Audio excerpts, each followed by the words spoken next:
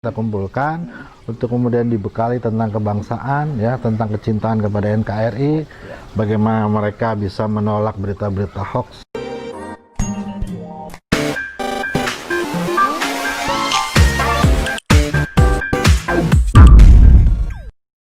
Assalamualaikum warahmatullahi wabarakatuh. Waalaikumsalam.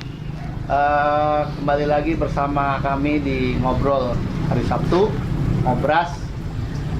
Kita tahu bahwasanya keberagaman dan perbedaan adalah suatu keniscayaan, yaitu rahmat dari Allah Subhanahu wa Ta'ala yang memang menjadi rahmat bagi kita. Bersama kita hari ini sudah ada Gus Malik, Ketua Forum Nasional Bhinneka Tunggal Ika Kota Bekasi, sekaligus dosen. Gimana kabarnya, Gus? Alhamdulillah baik. Hari ini kita bicara tentang kebinekaan ini, Gus. Siap. Gimana kebinekaan di mata Fornas Bhinneka Tunggal Ika ini, Gus? Ya, saya cerita sedikit tentang Fornas dulu ya. Siap. Forum Nasional Bhinneka Tunggal Ika, sering disingkat menjadi Fornas Bhinneka Tunggal Ika Kota Bekasi. Ini organisasi yang baru sebenarnya, baru sekitar 3 tahun lah didirikan. 2017 kita deklarasi untuk Kota Bekasi, waktu itu di YASPI, di Gedung Olahraga YASPI. Hadir waktu itu Kiai Haji Ma'ruf Amin, Wakil Presiden sekarang. Wakil Presiden sekarang. Waktu itu beliau masih Ketua MUI.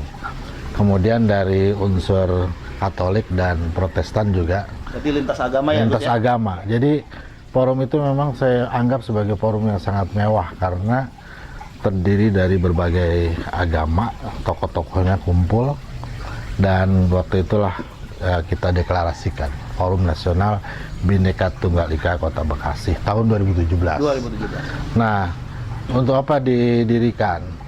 Sebenarnya kita kan ada Fornas Pusat ya. Fornas Pusat itu kumpul anak-anak muda dengan visi dan misi untuk mempersatukan perbedaan-perbedaan yang ada, termasuk juga misalnya menghindari yang namanya berita-berita hoax, intoleransi, melawan terorisme dan lain sebagainya. Jadi kemunculannya adalah visi dan misinya seperti itu. Nah, untuk di Kota Bekasi, selain daripada itu, kita juga punya wacana, punya visi dan misi untuk melestarikan kerukunan, kebinekaan, dan toleransi yang ada di Kampung Sawah. Karena kebetulan Fornas Bekasi itu sekretariatnya ada di Kampung Sawah. Kampung Sawah. Pondok gitu. Melati, Kecamatan Pondok Melati. Iya, Jatimurni. Jadi ada 3 kelurahan, Jatimurni, Jatimelati, dan Jatiwarna. Itu Kampung Sawah. Nah, di mata kita kebinekaan itu ya seperti juga hak dalam Islam, sunatullah, sesuatu yang pasti Menjadi rahmat ya. menjadi rahmat. Di antara perbedaan kan rahmat, perbedaan ada rahmat, dan perbedaan itu bukan sesuatu yang untuk kemudian memperuncing,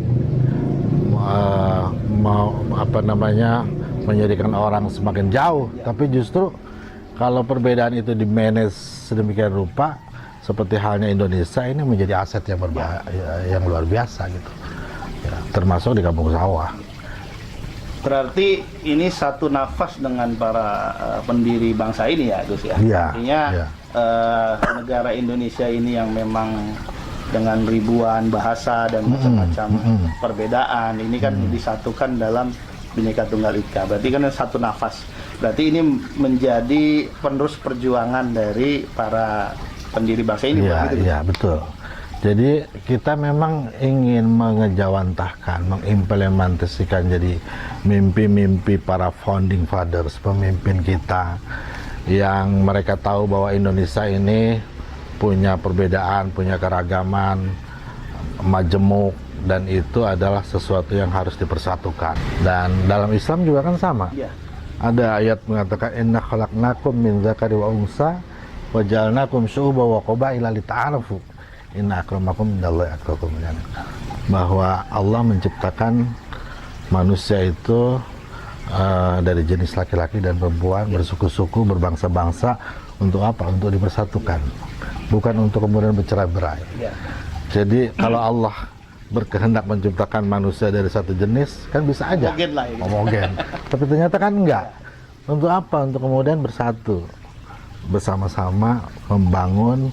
Dan kalau kemudian ini dimanage dengan baik, yang saya awal bilang tadi, ini menjadi aset yang berbahaya, yang luar biasa gitu. Berarti Gus Malik ini bisa memberikan cerita atau contoh kecil kehidupan beragaman di kampung sawah nih, berarti karena ini unik juga ini Gus, karena mayoritas kan orang Betawi ya. Betul, betul. Orang Betawi itu image itu mayoritas Muslim. Ya, Ini sampai kita nih dengar sampai ke gereja mereka pakai baju koko, pakai peci yang image itu mungkin ya image orang Muslim gitu. Itu gimana? Mungkin Gus bisa cerita. jadi kalau di kampung sawah itu ada 3 rumah ibadah besar. Orang seringkali menyebutnya sebagai segitiga emas. Karena ada 3 rumah ibadah, Katolik, Protestan dengan Islam. Ya, Katolik diwakili dengan gereja Servatius. Kemudian ada gereja Kristen Pasundan, Protestan ya. Kemudian ada Islam, pesantren Yaspi atau Masjid Al Jauhar Yaspi. Nah itu berdampingan, dibatasi oleh tembok dengan gereja Servatius sekitar hanya 130 meter. Jadi orang sering menyebut ini segitiga emas karena 3 rumah ibadah besar ada di kampung sawah, tapi tetap aman, damai, tentram, harmonis sampai sekarang. Hidup berdampingan. Iya, hidup berdampingan. Bagaimana sejarahnya? Saya juga sebenarnya nggak tahu detail ya, karena itu sudah terjadi dari zaman dulu. Gereja itu udah ada dari zaman Belanda, sedangkan Yaspi tahun 77. Jadi memang sudah terbentuk begitu aja. Masyarakat rukun, damai itu emang sudah terbentuk secara alamiah dari dulu. Nah sayanya termasuk yang generasi belakangan ya, termasuk yang muda, yang bukan menginisiasi tapi termasuk orang yang menikmati kerukunan yang ada sekarang di kampung sawah. Tetapi memang itu udah dari zaman dulu. Yang saya tahu itu sejarahnya, dulu itu agama di kampung sawah itu hanya kebutuhan administrasi. Artinya orang bisa pindah agama dengan begitu saja karena kecintaan kepada lawan jenis. Nah, jadi karena dia cinta, akhirnya kemudian pindah agama. Iya. Kemudian menikah di satu masjid atau di gereja, sesuai kemudian agama yang dia anut karena pasangannya, gitu ya.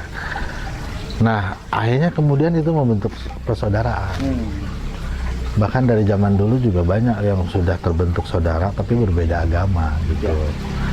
Nah, kalau kemudian sudah jadi saudara itu gimana kemudian mereka akan bertikai gitu kan, berantem dan sebagainya karena udah terbentuk saudara. Ya, artinya Itu ini poin. kan Gus ya, kampung sawah ini dalam kehidupan beragama ini jadi role model nih. Iya. Untuk kehidupan berbangsa, beragama dan bernegara secara nasional. Betul. Tapi ini menjadi kebanggaan juga bagi masyarakat di kampung sawah. Gimana menurut Gus ini? Betul, saya kira itu. Saya bangga sebagai warga kampung sawah di mana masyarakatnya sangat rukun walaupun berbeda. Dan saya berharap ini menjadi inspirasi, menjadi corong yang baik buat daerah lain walaupun kita berbeda tapi tetap menjaga kerukunan dengan baik. Nah, tadi kan alasan yang pertama itu karena persaudaraan ya. Persaudaraan. Yang kedua itu yang saya lihat itu karena tokoh-tokoh agama selalu menyerukan kepada masyarakatnya, umatnya untuk menjaga toleransi juga. Jadi di momentum keagamaan, apalagi di momentum lainnya gitu ya, tokoh-tokoh agama entah pastor, entah pendeta, entah ustadz, kiai, jaga saudaraan kita. Karena bagaimanapun, walaupun kita berbeda, kita adalah saudara. Rukun, damai, ya. Jangan sampai berantem, karena mengurai benang kusut itu kan lebih susah daripada kemudian kita menciptakan perdamaian itu sendiri, ya. Jadi tokoh-tokoh agama aktif Itu pentingnya karena masyarakat kita kan masyarakat paternalistik katanya. Jadi apa kata pemimpin itu pasti akan diikutin. Jadi kalau pemimpin bilang A, ya masyarakat sebagai akan. pemimpinnya sebagai perekat berarti. Betul. Itu yang kedua. Jadi kenapa kemudian banyak daerah yang sulit damai ya, sulit bersatu, boleh jadi karena memang pemimpinnya itu juga tidak bersatu gitu, atau tidak menyerukan untuk persatuan. Ya berarti kita berharap di daerah lain, di bagian sudut Indonesia yang lain ini berharap kehidupan beragama di Kampung Sawah ini menjadi contoh ya.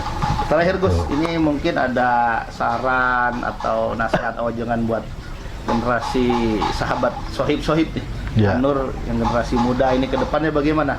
Biar tatanan ini seperti Kampung Sawah ini terus berjalan sehingga Indonesia jadi negara damai lah. Tidak ada isu-isu agama, isu-isu membenturkan agama. Itu gimana ini Gus? Ya, jadi penting buat anak-anak muda ya. Kayak di Kampung Sawah juga sebenarnya di tingkat orang tua toleransi itu udah selesai ya. Di tingkat orang-orang dewasa mereka menjaga kerukunan itu sudah terjadi alamiah. Tapi belum tentu itu terjadi pada anak-anak muda sekarang.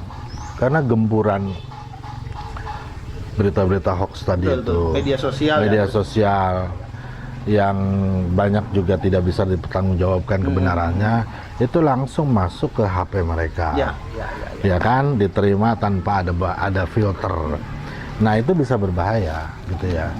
Jadi tugas kita nih mewariskan nilai-nilai luhur berupa toleransi, kerukunan itu kepada anak-anak muda. Makanya kayak Pornas kemarin kita bikin kemah kebangsaan. Kita kumpulkan anak-anak OSIS, anak-anak muda dari level sekolah. Jadi pemimpin-pemimpin di sekolahnya, di tingkat mereka kita kumpulkan untuk kemudian dibekali tentang kebangsaan, ya, tentang kecintaan kepada NKRI, bagaimana mereka bisa menolak berita-berita hoax dan intoleransi itu, supaya tumbuh muncul generasi-generasi yang baik gitu ya, yang mencintai negeri ini, dan itu adalah tugas kita yang lebih tua gitu ya.